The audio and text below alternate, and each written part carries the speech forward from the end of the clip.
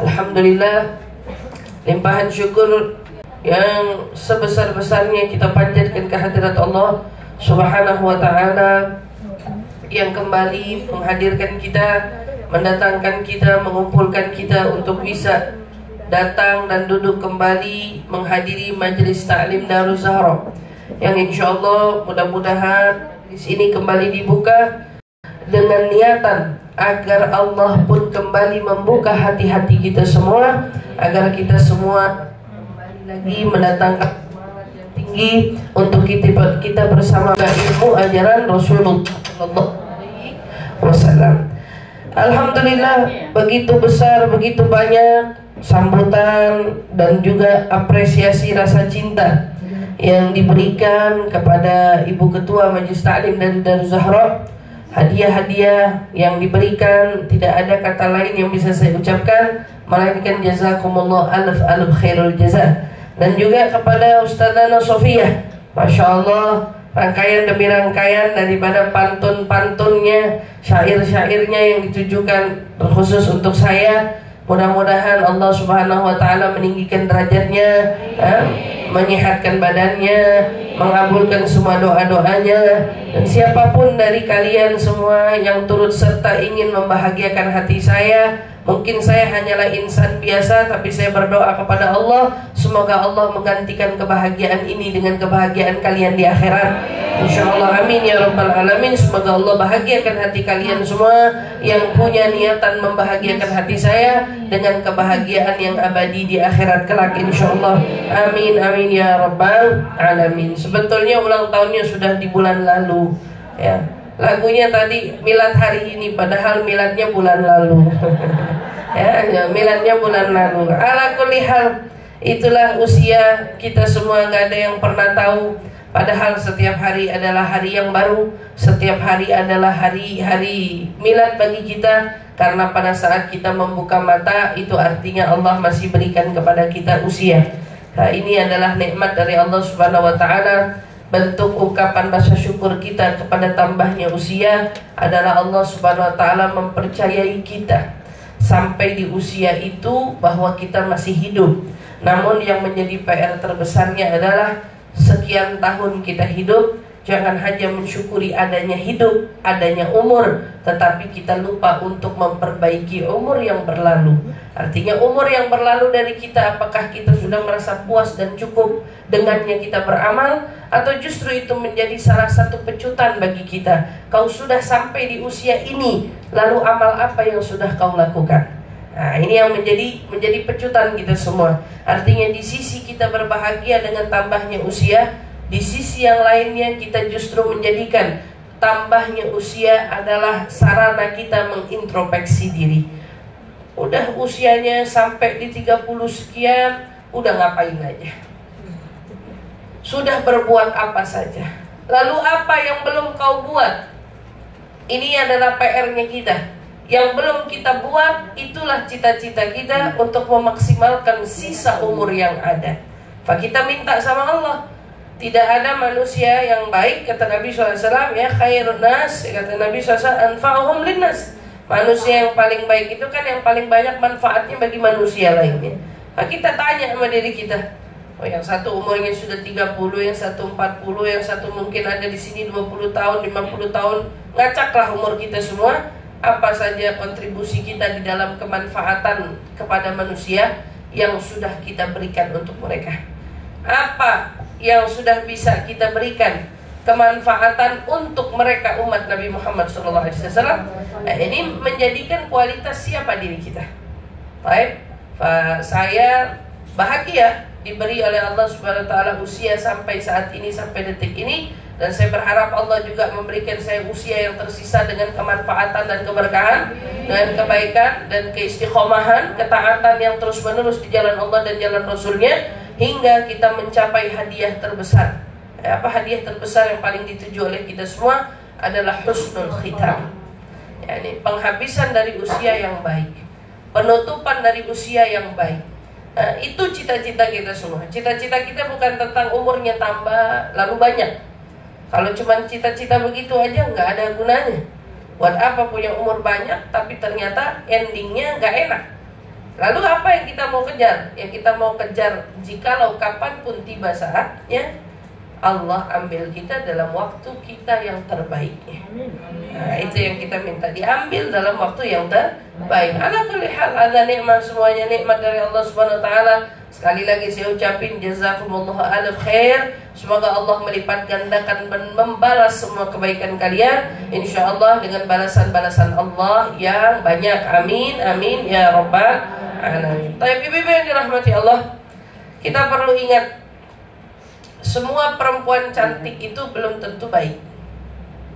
Ingat, semua wanita cantik, wajahnya bagus, putih kulitnya mulus, bentuk tubuhnya bagus, semua itu belum tentu baik. Tetapi kamu harus ingat, wanita yang baik, dia pasti akan selalu terlihat cantik.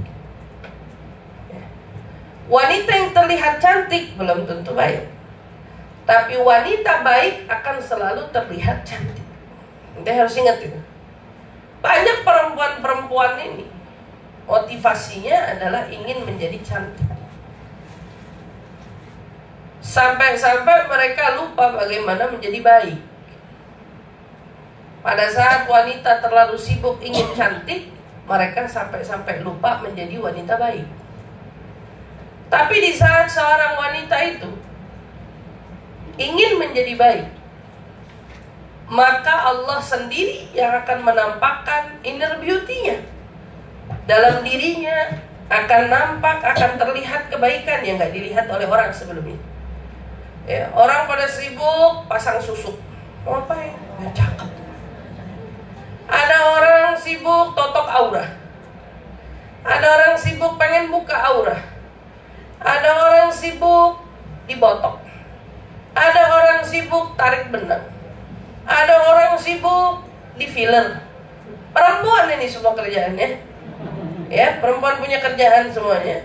Mereka sibuk berlomba-lomba ingin mempercantik diri, tapi banyak dari mereka hanya ingin mempercantik wajah, mempercantik penampilan, sampai mereka lupa bagaimana caranya mempercantik hati. Mempercantik hati. Maka kalau ditanya, kita perempuan-perempuan, ya, semuanya itu cantik asalkan baik. Kamu semua cantik asalkan baik. Saat kita menampilkan kebaikan diri, maka Allah yang punya tugas mempercantik diri kita. Allah yang akan membuat diri kita terlihat cantik di mata siapapun yang ada. Kalau kita lihat di zaman Nabi SAW, ya, kita kembali kepada zaman-zaman dahulu kala setelah adanya Islam diajarkan, dibawa oleh Nabi SAW. Perempuan itu kan pada masa itu mereka tidak menutup aurat sempurna. Ini kapan? Sebelum Islam. Begitu datang ajaran Islam, perempuan pada nutup diri, mukanya ketutup, cakepnya nggak kelihatan. Ini perempuan cakep apa tidak, putih atau tidak, bibirnya miring atau tidak, matanya bagaimana, ketutup. Kenapa hal itu ditutup? Padahal Rasulullah SAW berkata dalam sabdanya, tunkahul mar'ali arba, perempuan dinikahi untuk 4 hal. Salah satunya adalah jamaluha, kecantikannya dia. Tapi kecantikannya disuruh tutup. Artinya kalau kamu baca hadis ini lalu kamu merenung, kamu akan dapati mungkin yang Nabi benar-benar maksud tentang cantik itu bukan tentang wajah.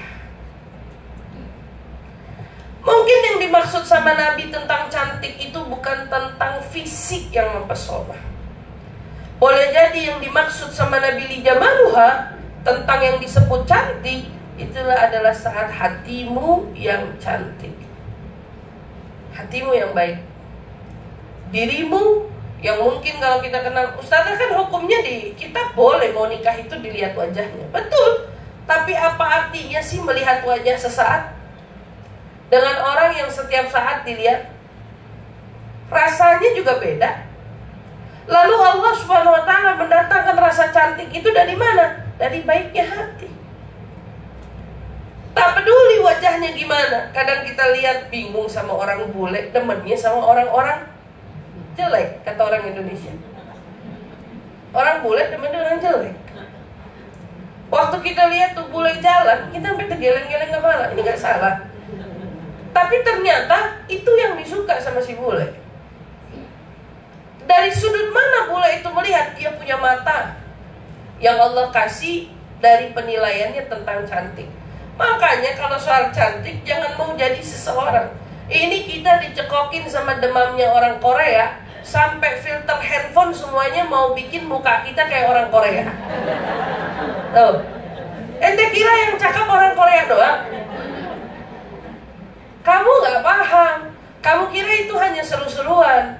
Tapi betapa banyaknya wanita yang begitu terobses, ingin punya dagu lancip, ingin punya hidung mungil, ingin punya mata belok, ingin punya alis tebal.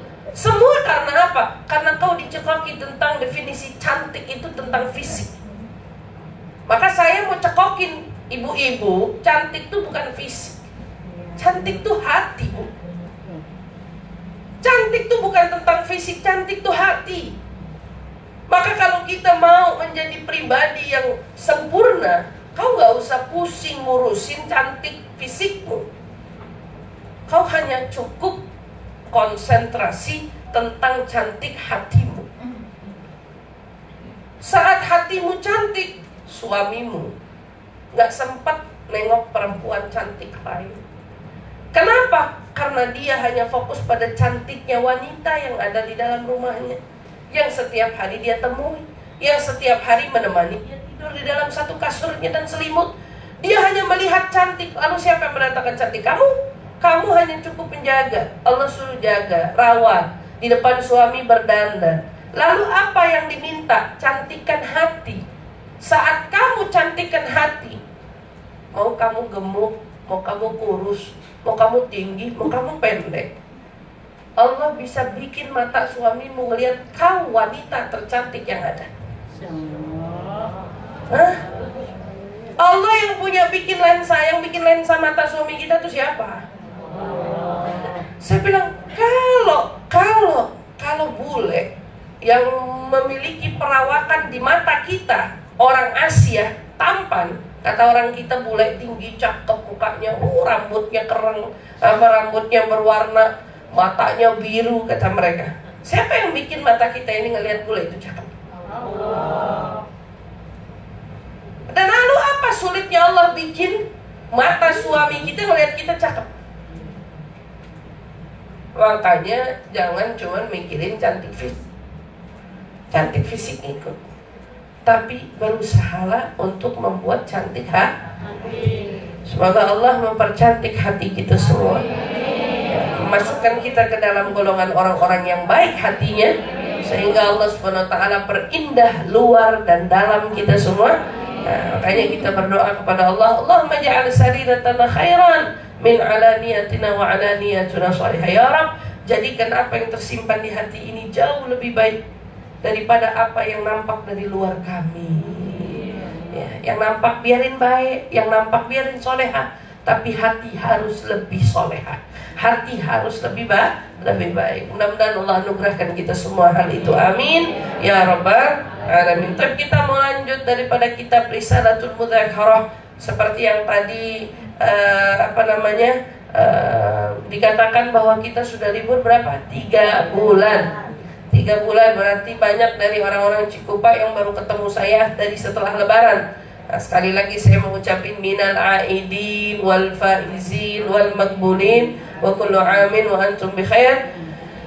Semoga Allah kembali membersihkan kita semua, ya, membuat kita semua dapat mampu melewati hawa nafsu kita semua, melawan hawa nafsu kita semua, godaan hawa nafsu kita semua, dan Allah terima seluruh amal ibadah kita sepanjang Ramadan kemarin yang kita sudah lakukan, dari puasa, dari sholat, dari tilawah, dari sedekah dan amal ibadah lainnya. Semoga semuanya diterima Allah Subhanahu wa taala. Amin amin ya rabbal alamin. Baik, kita mau lanjut daripada kitab Risalatul Mudzakarah. Sama-sama kita awali majlis kita dengan doa ta'lim. Bismillahirrahmanirrahim. Nawaitu ta'allum wa ta'lim wa naf'a wal intifa' wal mudzakarah wa tadhkir wal ifadah والحث على التمسك بكتاب الله وسنة رسول الله صلى الله عليه وسلم والدعاء إلى الهدى والدلالة على الخير ابتغاء مرضاته وقربه وثوابه وحسن الخاتمة مع اللطف والعافية وصلاح العاقبة برحمتك يا أرحم الراحمين آمين آمين يا رب العالمين.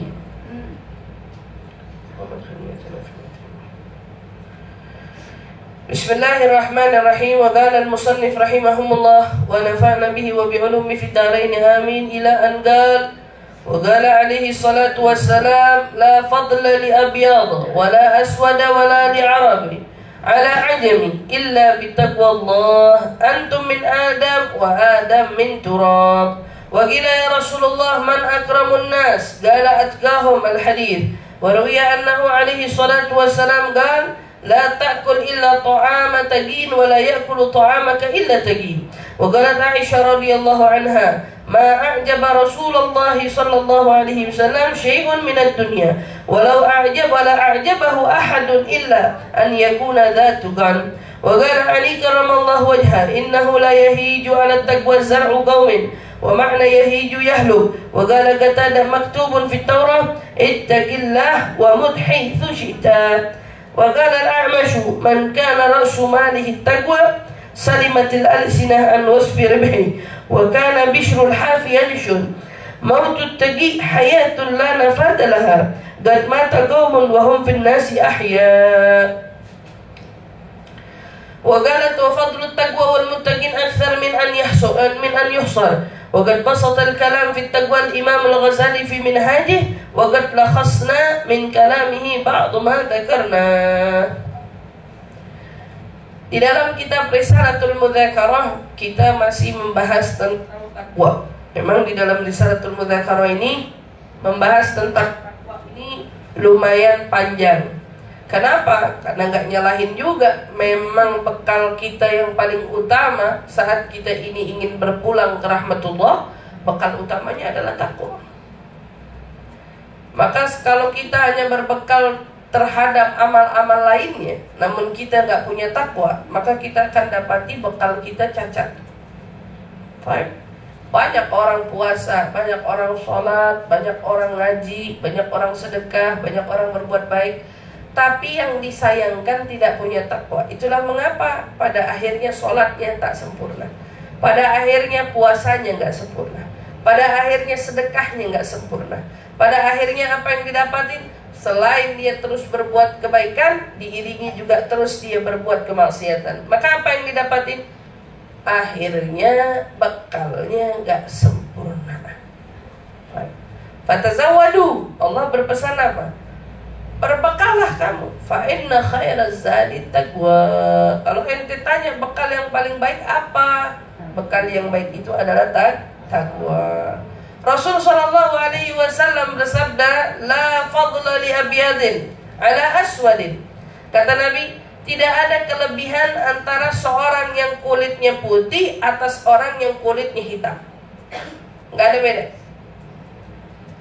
Kamu orang Asia. Orang Asia umumnya kulitnya kuning, kecoklatan. Orang Asia punya kulit kuning kecoklatan. Kalau kamu ke Asia orang Cina putih-putih meletek, putih, ya, putihnya banget, kemerah-merahan. Bule punya ciri sendiri dengan kulitnya dia, putih tapi demennya tan itu apa? Dicoklat-coklatin sama dia. Putih kulitnya asal dasarnya dia, tapi demennya dicoklat-coklatin. Tapi kalau kamu ke benua Afrika dan sekitarnya, kamu akan dapati mereka orang-orang yang memiliki kulit hitam. Kalau dulu orang yang kulitnya hitam naas nasibnya. Tahu? Naas. Kenapa naas? Karena biasa orang kulit hitam diperjualbelikan. Mereka dijadikan budak. Dari zamannya Nabi, orang-orang kulit hitam itu sering dijadikan budak. Sampailah di zaman-zaman yang belum lama dari kita ini, Orang Amerika dulu menjadikan orang kulit hitam sama kulit putih itu punya rasnya beda, maka mereka diasingkan, mereka dizolimi, pokoknya mereka punya hak gak sama dengan orang yang kulitnya putih. Nah, subhanallah, kalau kita lihat dulu Bilal ibn Rabah kulitnya hitam. Dia dari negeri Habasyah. Habasyah itu sekarang Ethiopia. Ya, orang Ethiopia, hitam-hitam. Bilal bin Rabah kulitnya hitam. Dianggap seorang budak. Datang Islam, mereka menyatukan tidak adanya perbedaan antara warna kulit seseorang. Baik, Bilal bisa duduk sama Umar bin Khattab, Abu Bakar Siddiq, Uthman bin Affan, Ali bin Abi Thalib. Wala li Arabi ala ajami. Gak ada juga, kata Nabi, kelebihan atas orang Arab ataupun selain daripada Arab. Arabi, Arab, ajami, selain daripada Arab. Kata Nabi, semua sama. Ini mau dilihat dari mana? Kalau bicara kasta, ya, karena orang India mengagung-agungkan kasta. Kasta, oh ini dari keturunan ini dari keturunan ini, maka, nah. Adapun Islam bagaimana menyikapi ini? Nggak ada, kata Nabi bilang. Bilal dari Ethiopia, Umar dari Arab, duduk satu tempat, nggak masalah. Bilal dari Ethiopia, Salman Al-Farisi dari Paris, dari Prancis, dari Jazair misalnya, duduk satu frame, nggak jadi masalah. Dan tidak ada kesenjangan antara mereka. Ente mau dari Barat, ente mau dari Arab, ente mau dari mana, Islam itu satu. Kenapa? Di mata Allah sama. Lihat, tidak ada kelebihan antara yang kulitnya putih, kulitnya hitam. Ini yang ngajarin dari awal siapa? Seorang Nabi yang hidup 1400 tahun yang lalu. Sementara orang Amerika sampai sekarang, orang-orang kulit hitamnya yang tinggal di Amerika masih mengalami diskriminasi terkait kulit mereka.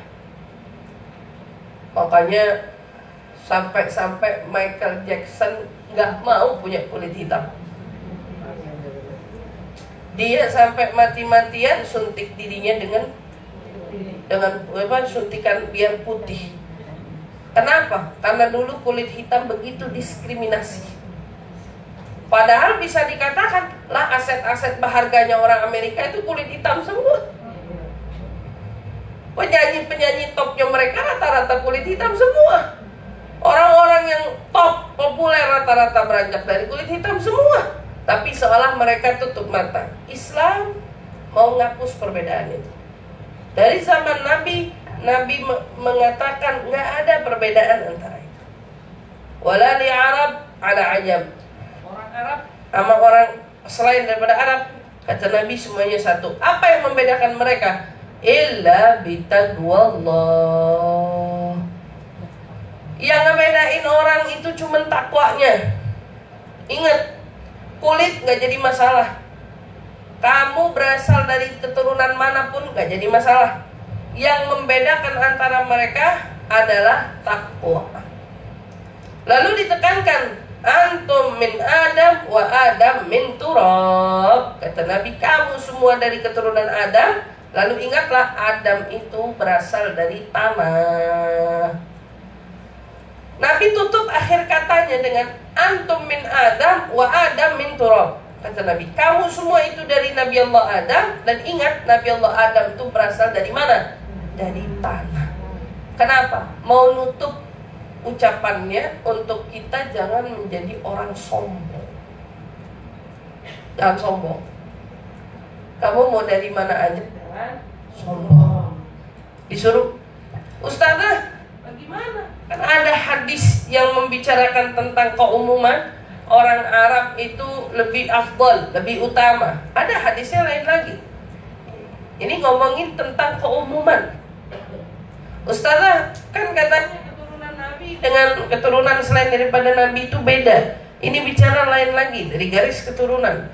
Tapi dalam hadis ini sering kali dipakai Lalu sehingga membuat orang itu berspekulasi bahwa berarti kalau Habib tidak perlu dihormati, berarti dzurriyyat nggak perlu dihormati, yang mana semuanya itu di mata Allah sama. Nah, kita mau nengahin dari hadis ini.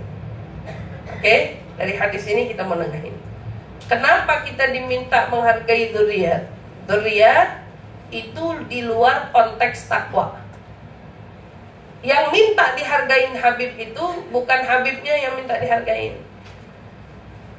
Yang minta dihargain terkait cinta kepada keturunan Nabi, itu Allah yang suruh Nabi. Disuruh apa? Qul la as'alukum alaihi ajran. Muhammad, bilang sama kaummu bahwa kamu gak minta upah dan balasan apapun terkait perjuanganmu, illal mawaddah fil qurba. Kecuali kamu bilang sama kaummu, bilang apa yang kamu minta, cintain anak keturunanku. Ini konteksnya beda.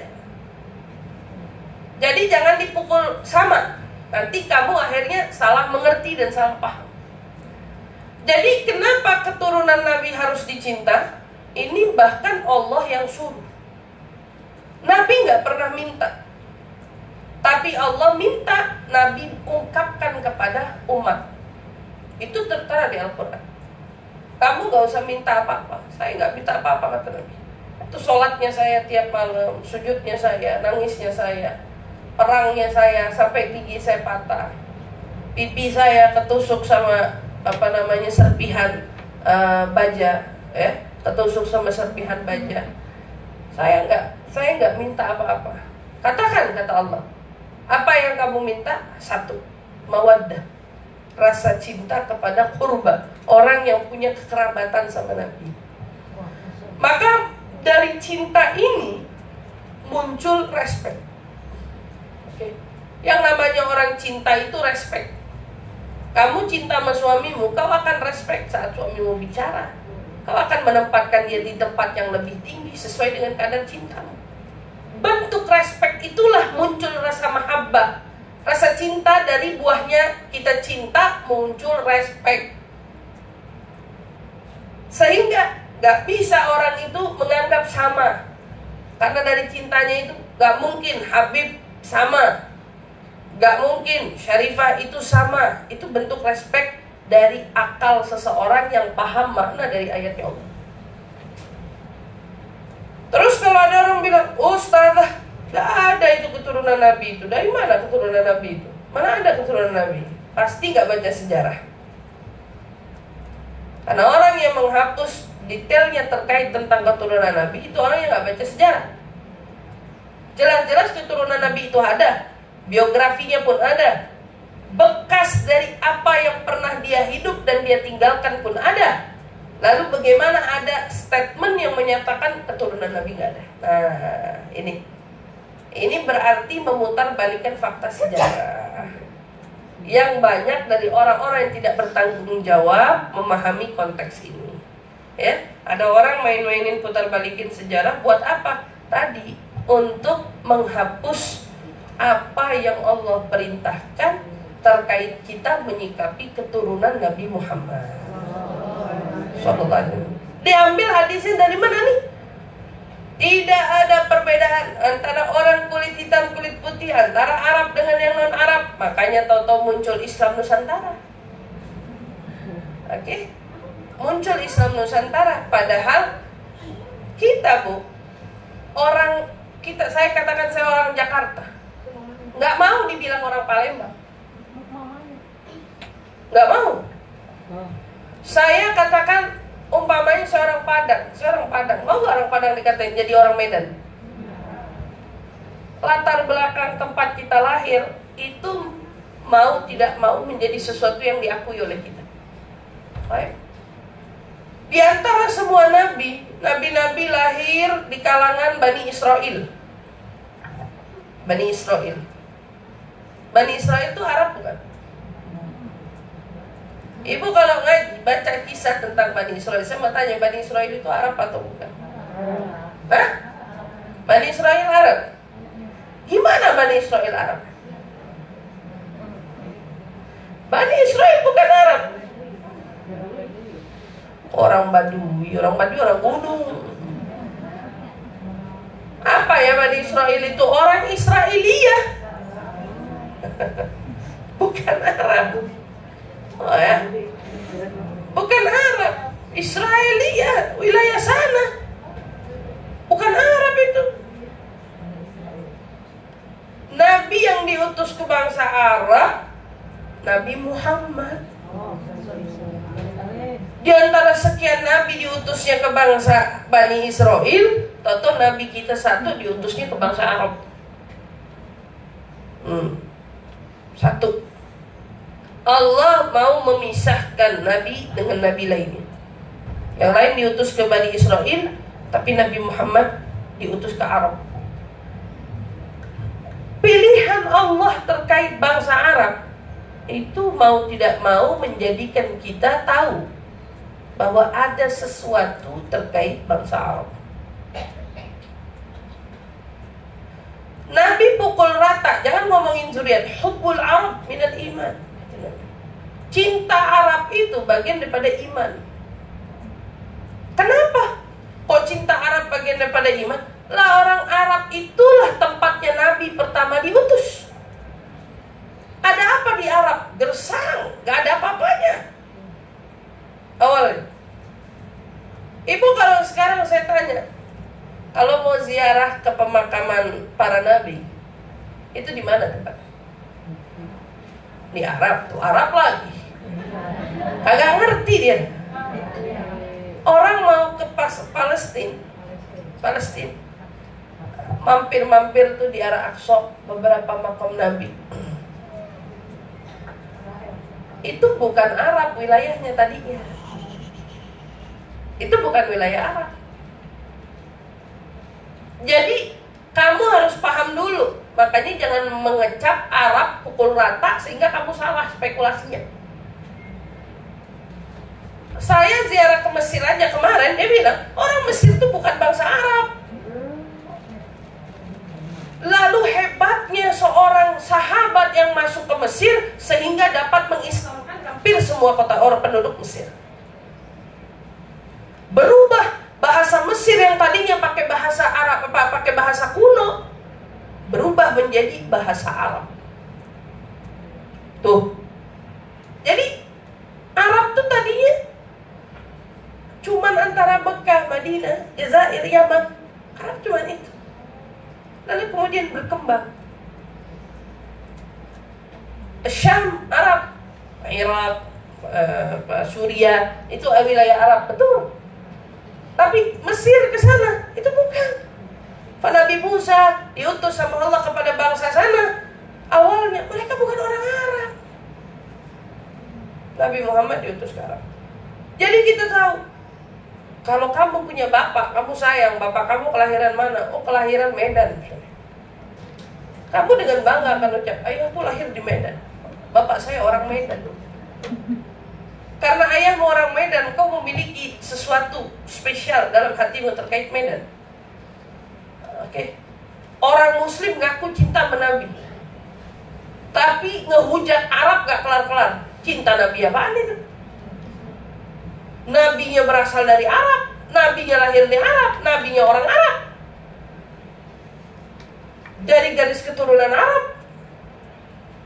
Dan Nabi menyebar luaskan Islam berasal dari Arab awalnya. Gimana kamu bisa memisahkan dirimu dari Arab? Al-Quran diturunkan dengan bahasa Arab. Terus tiba-tiba ideologi orang Indonesia yang kepintaran mau menusantarakan Islam. Agak nanti orang Mesir dibawa ajaran yang sahabat, bukan ngikutin gayanya orang Mesir. Orang Mesir berubah punya gaya jadi Arab. Ini orang Indonesia mau menusantarakan agama. Aneh kan? Otak kita dicekoki tentang pemahaman menyimpang terkait tentang Arab, sehingga seolah-olah Arab Islam itu bukan tentang Arab semuanya. Ya gimana? Nabimu terima dulu lahir di Arab, orang Arab, Al-Quran bahasa Arab, dan bahasa yang akan dipakai sama Allah di surga bahasa Arab. Artinya Arab ini punya kelebihan tersendiri. Allah Subhanahu wa taala memilih dari sekian bahasa. Bahasa Taurat dikirim dengan bahasanya, Injil dikirim dengan diturunkan dengan bahasanya, Arab diturunkan dengan bahasa nabinya, bahasa Arab. Jadi kalau ada orang nggak boleh cinta Arab, apa Arab itu, kita Islam, kita orang Nusantara, lama-lama mau ideologinya mau dibikin apa? Sholat pakai bahasa Indonesia. Allah Maha Besar. Islam Nusantara. Baca Quran cukup terjemahannya aja. Ideologi semacam itu saya tekankan, Ibu, itu adalah salah. Jadi hadis yang saya uraikan barusan ini berkenaan tentang apa? Ini tentang takwa. Jadi jangan diseret kemana-mana, sehingga pada akhirnya membuat orang akhirnya salah dalam menyikapi diri. Ya, ketemu orang Habib misalnya, yang punya garis keturunan Nabi, sama aja mentang-mentang Habib doang. Oh, kenapa kalau Habib? Yang minta ngehormatin Habib itu bukan Habibnya, Allah, Rasulullah. Kita mah tinggal ngikut apa yang diajarkan terkait dengan keluarga. Saya mau tanya sekarang, negeri kita punya presiden, presiden punya anak, bahkan presiden punya cucu. Ada nggak hak wewenang presiden untuk menjaga nama baik anak dan cucunya? Ada orang ngatain anaknya atau cucunya, ada nggak tindakan? Ada nggak tindakan? Ada. Kita mau nyalahin, ya nggak bisa, itu wewenang dia. Lah dia lagi jadi kepala presiden sekarang. Kalau ada orang kutik anaknya, kutik cucunya, pasti ada tindakan. Kalau Nabi melakukan hal demikian, itu juga haknya Nabi.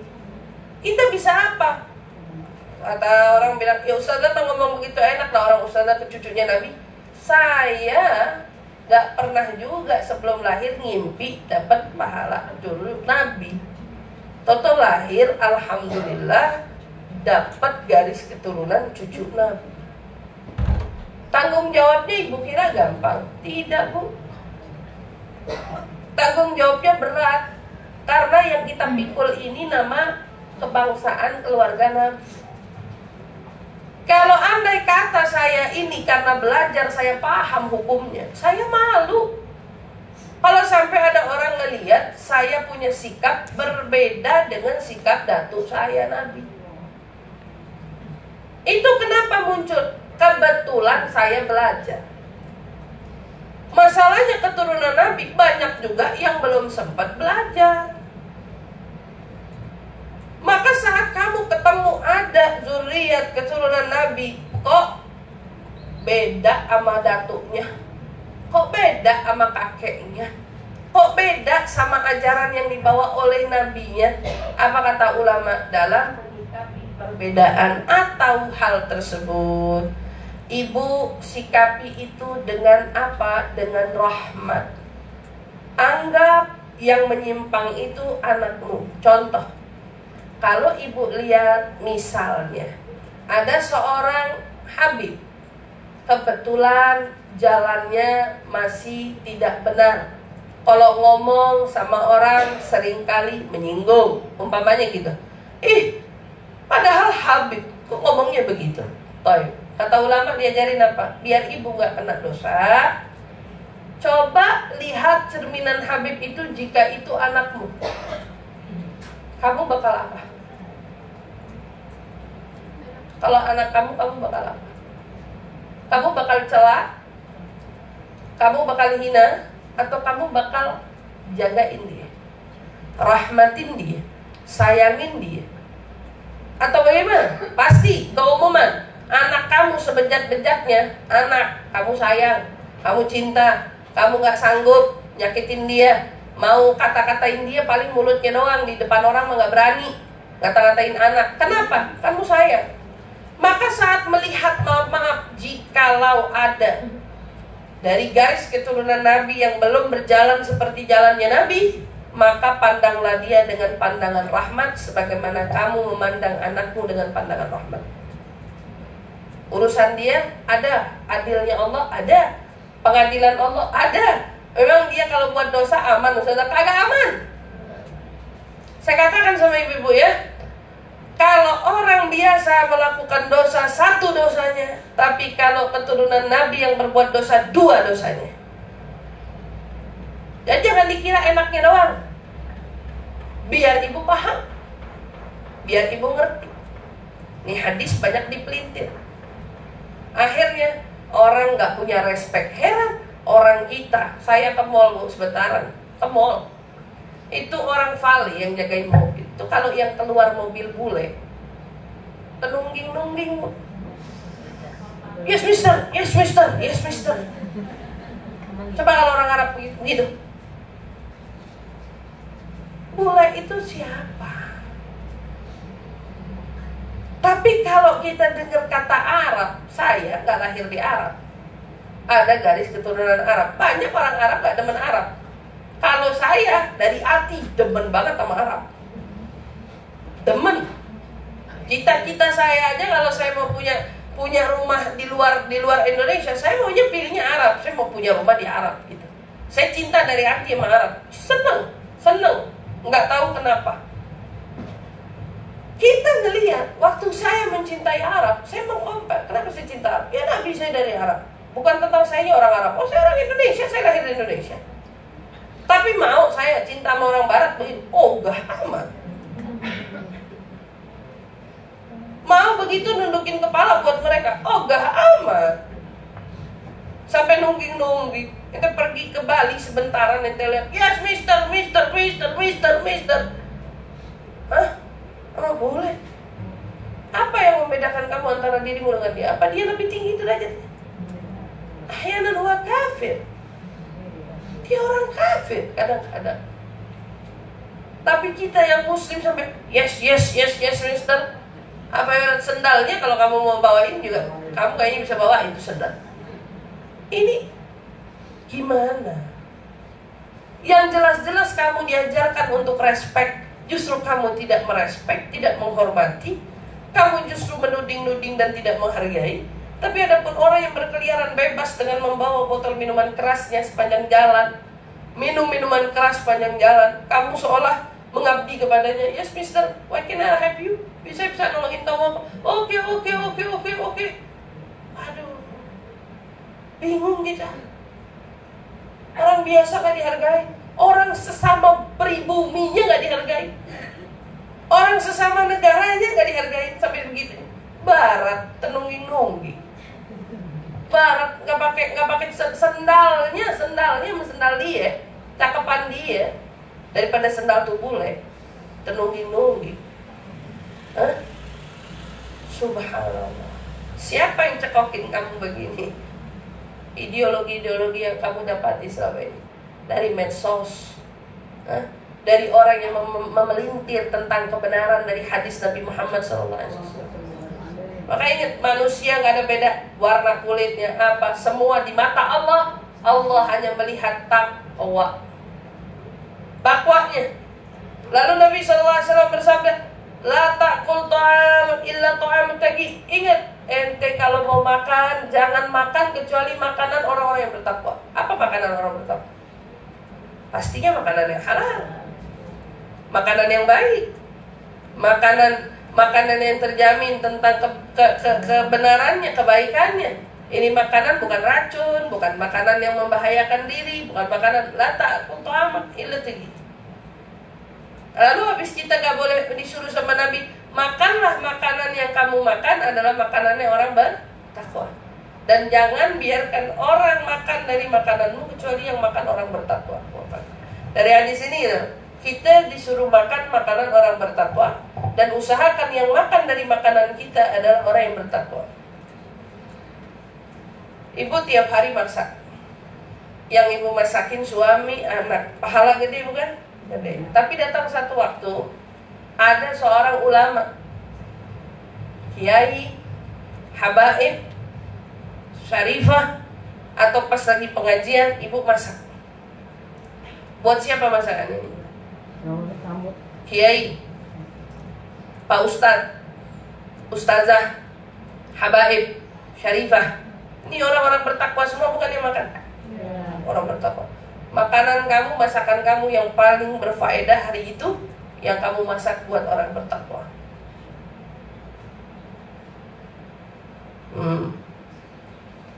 Jangan dikira masak di dapur buat majelis taklim itu pekerjaan sederhana. Nah, kalau bisa ada orang kerja bisa punya keahlian masak, dia menawarkan diri, ane yang masak di dapur, ane aja yang masak, gak usah dibayar, gak usah apa, karena ane mau masak di situ, emang saya mau cari pahalanya. Ibu tahu banyak wali-walinya Allah Subhanahu Wa Taala yang Allah angkat derajatnya menjadi wali cuma gara-gara adanya di dapur setiap pengajian. Bukan yang ngaji malah, bukan yang di dapur. Dia yang duduk di dapur nyajiin kopi, nyajiin makanan, masak, yang bau kotor bajunya setiap saat di dapur. Pengajian berlangsung, telinganya remeng-remeng mau dengerin kajian tuh remeng-remeng. Pengen denger tapi nggak dapat. Pengen. Justru mereka yang lebih sering diangkat derajatnya sama Allah daripada yang ngaji. Yang makan masakannya, yang makan siapa? Orang bertakwa, orang benar, orang baik, orang yang mau belajar, orang yang menuntut ilmu. Gimana nggak mau jadi wali itu? Gimana nggak mau jadi orang benar itu? Keberkahannya jangan dikira sepele itu. Dulu di zamannya Habib Ali bin Muhammad al-Habsyi, ada orang ngeremehin pelajar yang belajar di Hadramut, ngeremehin ulama-ulama yang ada di Hadramut. Katanya ulamanya orang Hadramut mah kitabnya tipis-tipis. Nah, kitabnya Hadramut tipis-tipis, tipis kecil. Kalau kitabnya orang lain situ tebal-tebal, Quran, Sahih Bukhari, Riyadul Muslim, Riyadus Shalihin. Yang dibahas kitab ini tebal-tebal. Ya, orang Yaman mah kitabnya kecil-kecil, diejek. Orang Hadramut mah ya ulamanya kitabnya kecil-kecil. Iya, ngejek. Kata muridnya, sampaikan ke Habib Ali, Beb, besok tuh negara yang ngejek kita buka forum multaqo. Forum multaqo itu kayak pertemuan antara para ulama sewilayah itu. Kita gak usah sebut deh wilayahnya, gak enak. Sewilayah itu. Gimana Beb? Kalau antum izinin utus saya, biar kita tuh mau nunjukin kalau orang Hadramut itu bukan bodoh-bodoh. Orang Hadramut itu berilmu, orang Hadramut itu punya ilmu gitu. Subhanallah. Singkat cerita, Habib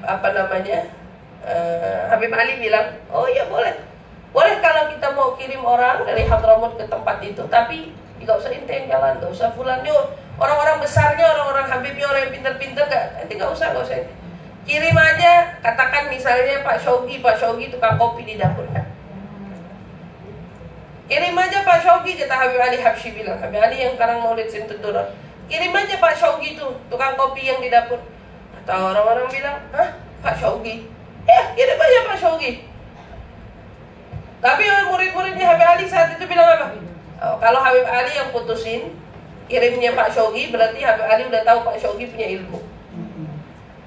Pak Shogi begitu dikabarin, Pak Shogi, ini Pak Shogi nama alias doang ya, nama acara doang, biar ibu bisa paham. Pak Shogi, kamu disuruh Habib Ali berangkat ke satu wilayah, satu negeri itu untuk ketemu asosiasi ulama sewilayah itu. Hah? Kata Pak Shogi, saya ngerti apa? Saya cuma tukang kopi.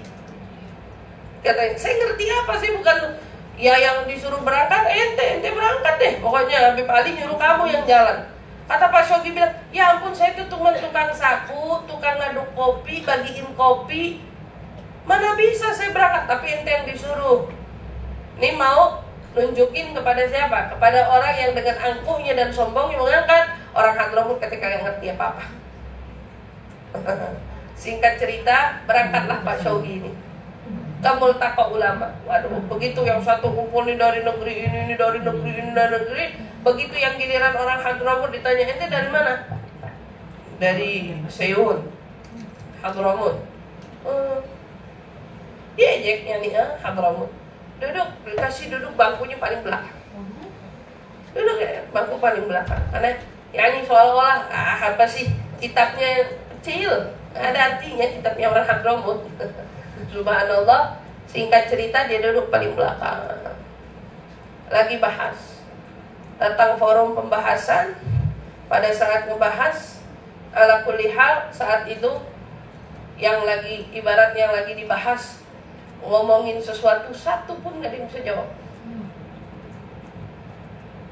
Satu pun saat itu satu forum kagak ada yang bisa jawab. Mereka lagi berkutat pusing. Tahu-tahu ini si Pak Shogi dari belakang angkat tangan. Orang-orang nengok, siapa tuh? Itu Pak Shogi, pakai topi, kopiannya aja miring. Kagak pakai atribut apa-apa, lo tukang kopi, tukang dapur. Boleh nggak saya jawab? Kata Pak Shogi bilang. Hah? Kata orang-orang, kata yang lain. Ini dari mana? Dari Seoul. Beneran bisa jawab, beneran. Dengan mudahnya Pak Shogi jawab. Atas apa yang kami dengar dari guru kami, Habib Ali Habsyi, Habib Ali dulu pernah menerangkan begini. Ke semua orang pada saat itu tertegun. Omongannya benar, omongannya nggak ada yang salah. Tapi intinya dijawab oleh siapa? Tukang kopi. Siapa yang kasih putuhnya? Tahu-tahu dia teringat. Dia ingatnya kapan? Lagi ngaduk kopi dia ingat dulu Habib Ali pernah ngomong, kedengeran doang.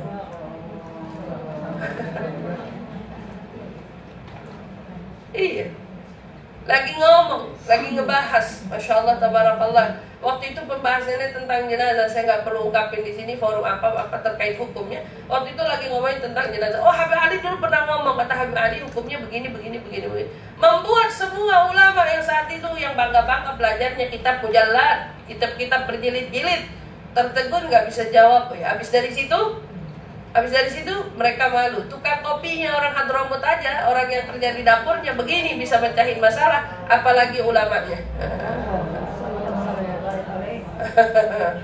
Jadi itu Habib Ali ngirim tukang kopi buat apa? Tastahzi bihim. Ente ngeremehin orang Hadramut, ya anak kirim tukang kopi buat jawab urusan ente. Tastahzi, ini anak kirim tukang kopi, jangan ngeremehin orang Hadramut.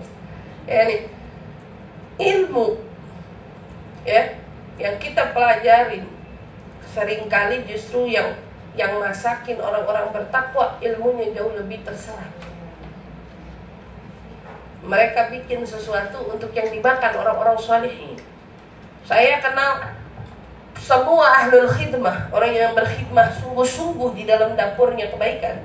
Ini di dalam dapurnya kebaikan, masak untuk para habaib, para ulama, para kiai, ya, untuk santri, untuk apa? Mereka hidupnya saadah, bahagia, berkutat di dapur. Jangan habis gini pada daftar mau di dapur ya.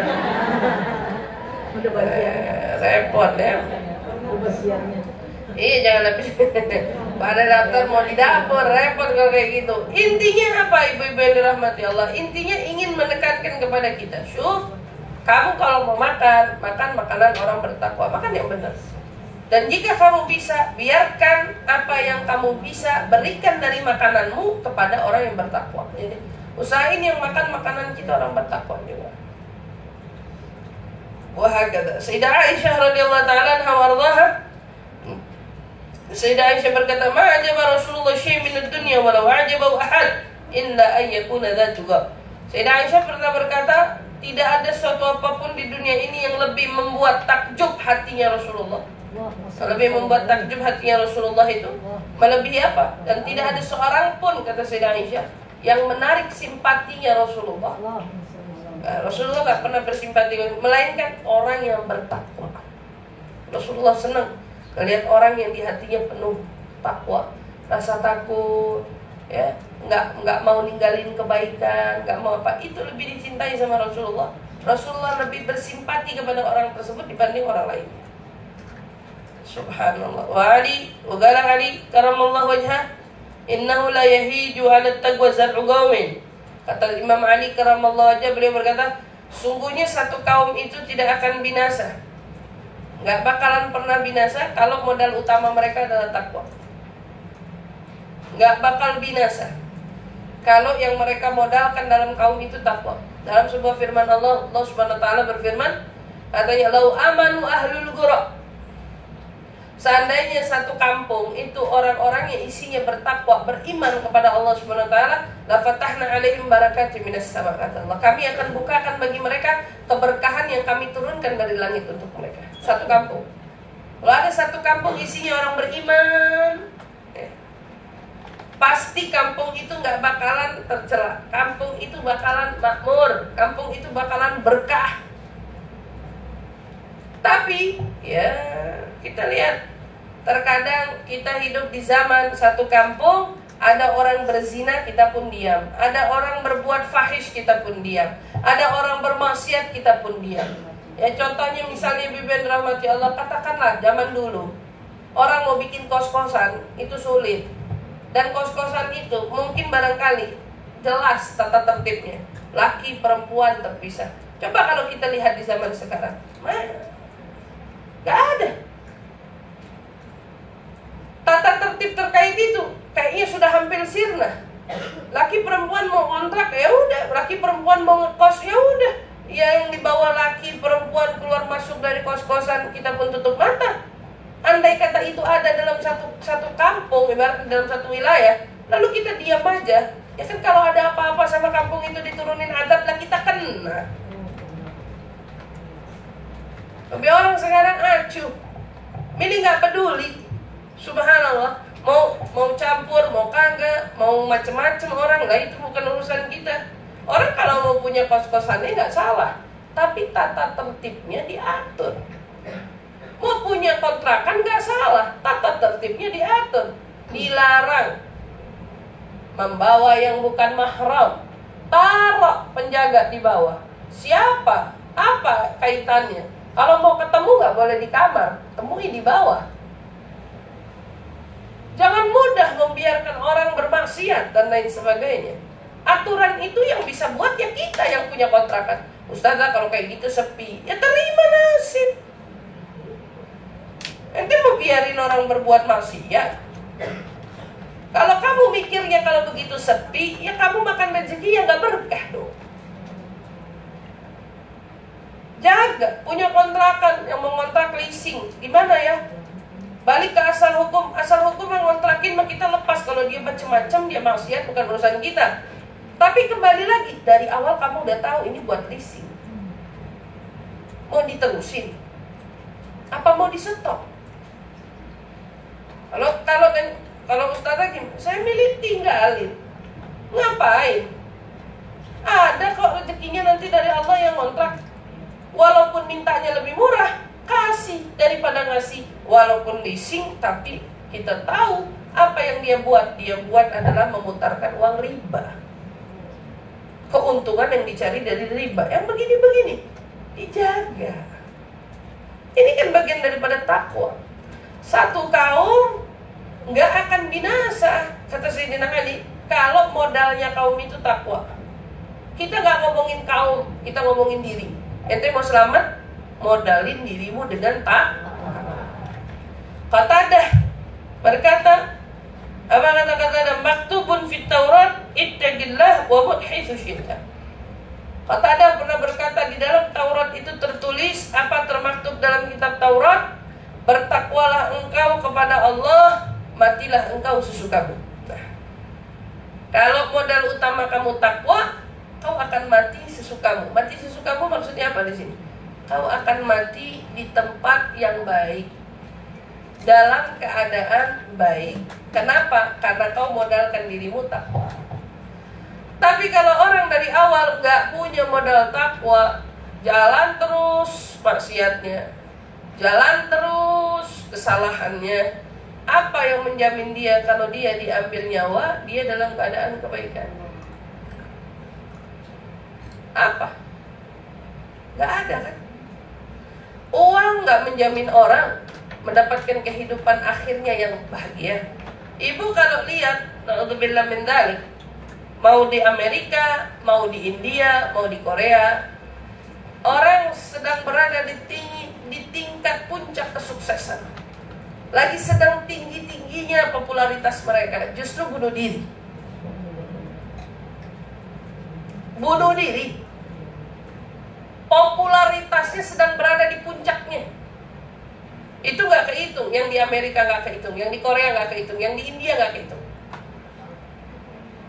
Ditemukan gantung diri, bunuh diri, minum sesuatu obat, overdosis, dan lain sebagainya. Apa yang menjamin? Berarti popularitas, harta, kejayaan gak menjamin orang akhir hidupnya bahagia toh. Penyanyi terkenal mau dapat penghargaan, udah dapat undangannya, mau dikasih piala Oscar loh di Amerika. Udah jelas-jelas diundang mau dapat piala Oscar, namanya jelas tertera, undangannya jelas, mau dapat penghargaan, malah mati di malam itu juga di dalam kamar mandinya, bunuh diri. Apa yang bikin mereka seperti itu? Karena mereka gak nemuin bahagia. Duitnya gak bikin dia bahagia, popularitasnya gak bikin dia bahagia, pemicunya tidak bahagia, muncul akhirnya tekanan, muncul stres, muncul ketidaksempurnaan, something missing.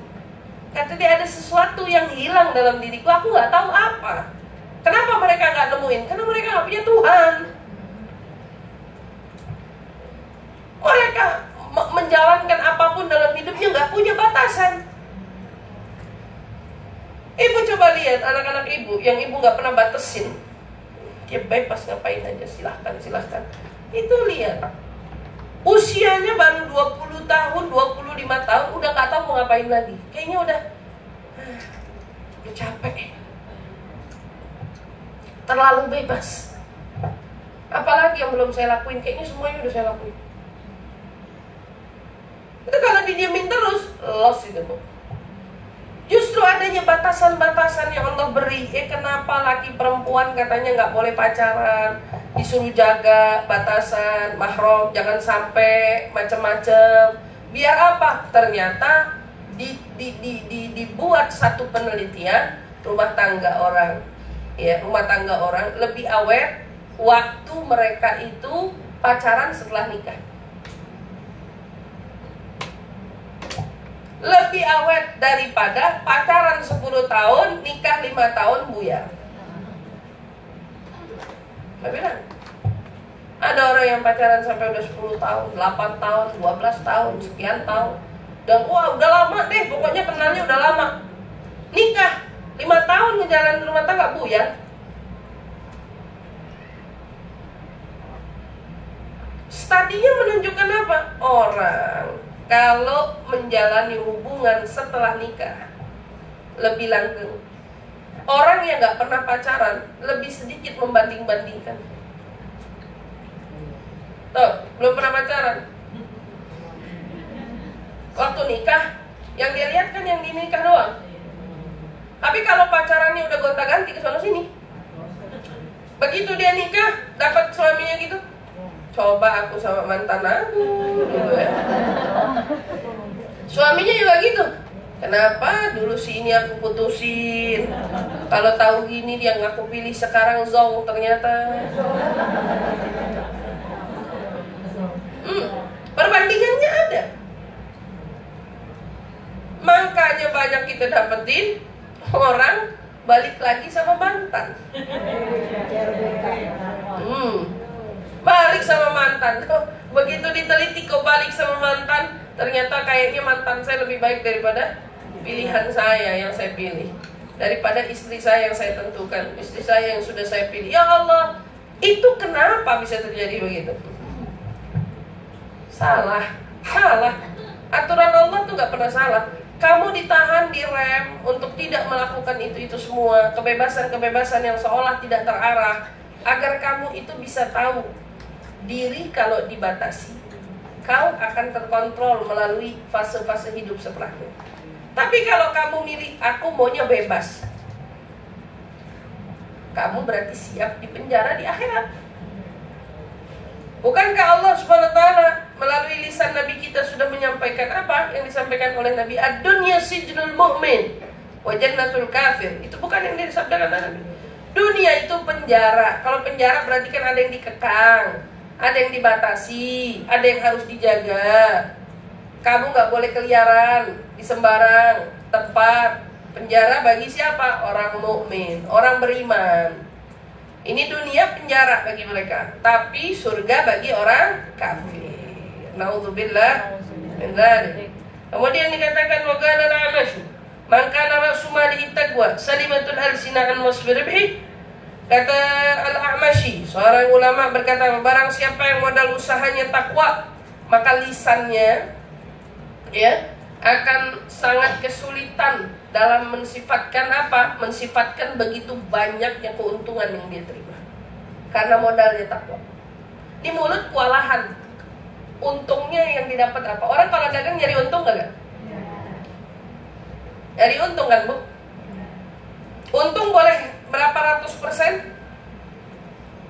Ada orang bilang, untung katanya Ustazah gak boleh lebih dari 100%. Untung 500% juga boleh. Kalau untung mah gak ada larangan. Yang gak boleh bunga. Kalau untung mah boleh. Perumpamaannya, kalau kamu hidup lalu kau bermodal dengan takwa, maka mulut ini akan kesusahan menyampaikan berapa bilangan untung yang akan kau terima. Bayangin, kalau modal kita dalam hidup takwa, jagain yang Allah perintahin kita jalanin, yang Allah suruh kita jauhin kita jauhin, yang Allah minta kita lakukan kita lakukan, yang Allah minta kita tinggalkan kita tinggalkan. Ya kata Allah bilang, kita jalanin, modal kamu itu doang. Tapi lihat untungnya. Surga, rezeki, kesenangan, kebahagiaan, jalan keluar bagi masalah, apalagi merasakan kenikmatan dari hasil buah takwa yang kita terima. Sifat-sifatnya tentang untung, kamu kewalahan mau mengungkapinnya. Al-Bushra al-Hafi, beliau berkata apa? Mautut tagi hayah la nafadalaha. Apa kata Bushra al-Hafi bilang? Seorang ulama, kematian bagi orang yang bertakwa itu katanya adalah kehidupan yang gak ada akhirnya. Berarti kalau orang bertakwa wafat, ibu katanya Darul Zahra mau ziarah ya? Kapan mau ziarah? Hari Jumat Darul Zahra mau ziarah. Ibu datengin makam-makamnya orang soleh. Orang soleh itu orang-orang bertakwa, bukan? Asal ibu tahu, kematian orang bertakwa adalah kehidupan yang tiada habisnya. Kematian orang yang bertakwa berjumpa dengan Tuhannya seperti hari raya rasanya.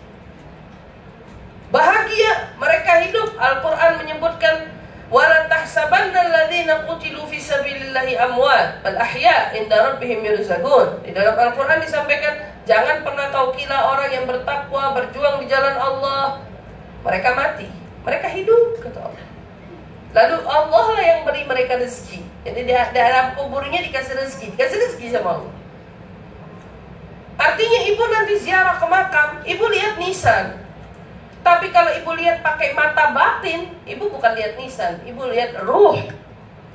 Ruhnya orang saleh yang hidup.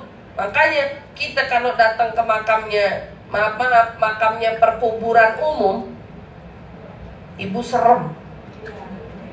Hawa-hawa mistis. Lewat kuburan umum malam-malam gak enak. Tapi coba ibu lewat makam wali malam-malam, enak. Yang ada rame, diziarahin, dudukan, ngaji, seneng kita. Tumakninah kita. Berapa kali kita rasain begitu. Nah, saya ziarah ke Tarim. Tarim itu kan perkuburan umum, Zambal. Ya yang dimakamin di situ semua wali. Mau tengah malam lagi kita ke sana, la khaufi, nggak ada rasa takut di situ. Nggak ada. Waktu kita mau pulang, mau balik ke Mesir, jam berapa kita ziarah? Jam 2:30 subuh. Kita datang mau pamit di Zambal, kita turun, lah khauf. Ada kayak, aduh, bulu kuduk merinding. Kayak kita pada umum. Kalau kita pada umumnya kan biasanya kalau datang ke makam-makam kuburan gitu kan, aduh, nggak enak nih. Berasa kayak ada yang putih-putih loncat kayaknya. Yang putih-putih loncat kan ya, orang-orang Indonesia seneng banget katanya habis lihat pocong. Sama lihat kuntilanak nyangkut di pohon. Sering banget kan begitu. Nah, kuntilanak katanya bisa terbang dari satu pohon ke pohon yang lain. Itu kuntilanak apa monyet? Masya Allah. Iya, manusia datang ke kuburan orang hidup ahlul maksiyah, nggak tenang hatinya, nggak nyaman. Jangankan maaf-maaf, naudzubillah min dzalik. Jangan kita patokin kuburan umumnya. Kita deh mau datangin ke kuburan ma bapak kita sendiri yang ada di situ. Seberani apa kita? Kalau malam milih enggak deh. Umum. Tapi kalau ke makam wali, bahkan wali itu bisa menyinari perkuburan orang biasa. Kita datang ke Kalibata. Di Kalibata, makam orang biasa banyak di situ. Tapi begitu kita datang, makamnya orang biasa nggak menakutkan karena mereka dapat sinaran cahaya yang terang dari sahibul makom. Enak, bener kata Bushra Al-Hafi. Kalau orang bertakwa wafat, itu kematian yang tiada habisnya. Dan sungguh katanya orang-orang itu orang yang telah dianggap mati suatu kaum, sedangkan mereka masih hidup. Banyak kaum yang kelihatannya hidup padahal mereka mati. Ya contohnya, naudzubillah, jangan sampai orang-orang kita, tapi saya lihat dan kita lihat di luar sana, banyak orang terlihat hidup tapi jiwanya mati, amalnya mati, takwanya mati, imannya mati. Mereka siapa? Mereka orang beriman. Kita berada di fase di mana apa? Ternyata dulu kalau kita lihat orang buka aurat, ngablak, mereka malu. Tapi kalau sekarang mereka terang-terangan. Terang-terangan ke Allah. Dulu maaf orang mau berbuat macam-macam, ya, mau berbuat macam-macam, malu dia. Sekarang enggak, dan begitulah zaman. Orang kata Nabi bilang apa? Kalau akan datang satu masa, kamu berjalan, kamu akan lihat di situ laki perempuan sedang berzina di jalanan loh. Ini Nabi yang bilang, kau akan bertemu satu masa, kaumku nanti akan bertemu di jalanan orang berzina. Dan kalau kamu tegur ini yang lagi berzina, sonoan dikit. Negornya sonoan dikit. Bukan negor zina tuh haram. Kamu negor sonoan dikit, kalau macam-macam di ujung ke negornya gitu. Kamu dikira Abu Bakar As-Siddiq. Kamu dikira Umar bin Khattab. Kamu dikira Utsman bin Affan. Mereka heran. Heran siapa? Nyuruh-nyuruh kita mojok. Gharib. Mereka ngerasa aneh dengan teguran kita. Pinggiran sono apa? Saking biasanya. Dulu kita kalau lihat bencong mesti pergi ke taman khusus. Ya, kita mau lihat bencong mesti pergi ke taman khusus. Adanya kapan? Malam. Malu tuh bencong keluar di waktu siang. Sekarang bencong mana yang malu keluar di waktu siang? Yang ada semua orang berlagak tingkahnya jadi bencong. Yang laku yang jadi bencong. Yang laku yang ngomongnya gemulai. Herannya, bahkan pelatih-pelatih fitness badannya kepada kekar-kekar. Di rumah punya bini, punya anak, tapi lihat di ruang fitness, di tempat fitness, ngomongnya kamu bisa aja. Iya, waktu ditanya kok bisa sih? Ente badan kekar, punya bini, punya anak di rumah, kok bisa begini? Tuntutan pekerjaan. Pekerjaannya meminta dia menjadi gemulai. Dan ternyata itu doktrinan yang diberikan oleh atasan yang paling atas, kaki tangannya Dajjal, untuk membuat para lelaki jalannya miring, para lelaki panjangin rambut, para lelaki make upin wajah, para lelaki harus glowing. Lelaki-lelaki sekarang juga ada di tempat-tempat salon. Lelaki-lelaki sekarang kukunya panjang-panjang. Bani, lebih cakep tangan dia daripada tangan kita. Subhanallah. Itu ada yang giring. Ada. Itu ada kaki tangan Dajjal dari atas yang menginstruksikan semua. Bikin laki-laki semua jalannya kemayu, bikin laki-laki semua jalannya miring, bikin laki-laki semuanya gemulai. Itu ada yang nyuruh. Maka jaga anak laki ente. Dari zamannya celana pensil keluar, saya udah bilang sama istri. Tanya tuh orang yang ikut saya ngaji udah berapa tahun lamanya. Saya paling anti ngeliat laki-laki pakai celana pensil. Saya kalau punya karyawan zaman dulu celana pensil ada, laki-laki pakai celana pensil saya suruh ganti. Saya nggak demen ngeliat celana kamu. Saya geli ngeliat orang laki begitu. Ganti. Ya. Kalau mau kerja sama saya pakai celana yang normal. Nggak ada tuh istilah-istilah begitu. Dan itu dibuat, Ibu. Sekarang laki bawa tas. Tas siapa? Perempuan. Bawa. Dan itu sudah tidak aneh lagi buat kita. Kita udah gak kaget lihat itu. Serem bukan? Jagain. Jadi besok nanti ziarah ke makamnya wali, ya. Ingat, mereka orang-orang hidup. Mereka orang yang ada, mereka orang yang nyata. Ya, mereka bukannya kuburan yang kita datangi. Doa-doa yang kita panjatkan di hadiran mereka, di hadapan mereka adalah doa-doa yang kita jadikan mereka sebagai penjembatan yang mengantarkan kita pada Allah Subhanahu wa taala. Maka ingat, dalam takwa adalah pondasi utama kita. Maka insya Allah di pertemuan selanjutnya kita akan kembali mengkaji dan membahas bagaimana pentingnya kita membina takwa dalam diri. Karena takwa ada tingkatannya, Ibu-ibu. Pak, insya Allah mudah-mudahan Allah selalu arahkan kita kepada jalan ketakwaan, jalan kebaikan. Allah jaga kita semua dari jalan-jalan yang menyimpang. Amin, amin ya rabbal alamin. Tapi Ibu, mari kita buka ayatnya masing-masing untuk menghindari adanya orang-orang yang meminta air khusus. Ini insya Allah dengan doa bersama, mudah-mudahan semua hajat kita diijabah Allah Subhanahu wa taala.